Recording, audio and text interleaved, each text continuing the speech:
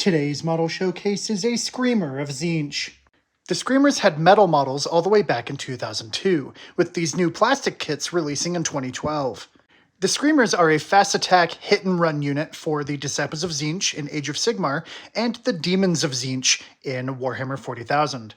They both serve essentially the same purpose in both games, being extremely agile yet relatively squishy demon units that, when they fly over enemy units, inflict a little bit of damage. So I would say they're mostly designed to soften up foes around the table before hitting them with bigger targets. Taking a closer look at the model itself, there's actually not a whole lot to talk about, so this is probably going to be a shorter one of my model reviews, but there are some details I should cover. First off, like most of the Tzeentch Demon range, I like how there's a lot of variation just in one unit. For example, the general shape and designs of one Screamer will be relatively different on a different Screamer. You know, that's the problem with doing unscripted videos like this, is I use different back to back in the same sentence. It sounds very good. That aside, I really like the asymmetrical design of this one's tusks. There's really no reason for that to exist the way it does, but that's probably exactly why Tzeentch decided to design this specific guy like this. There's also a lot of asymmetry in the eye placements, with having 4 eyes on the right side and 2 eyes on the left side. So all around, this guy just is very right-heavy with his facial designs. Don't know why, and I don't think Tzeentch knows why either.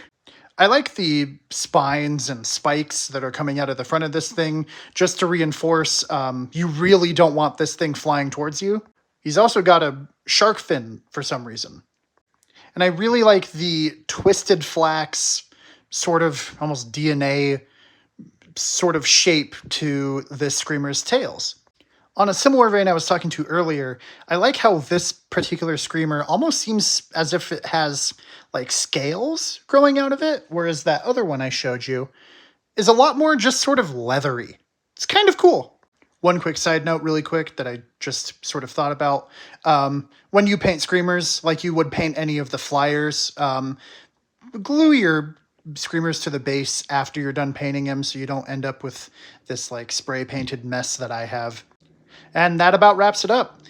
I'm sort of not entirely impressed with the Screamers. I think they're cool, but I don't know. Nothing about them really speaks to me a whole lot. So I'm going to give this guy like a 5 out of 10. Not bad, but not great either.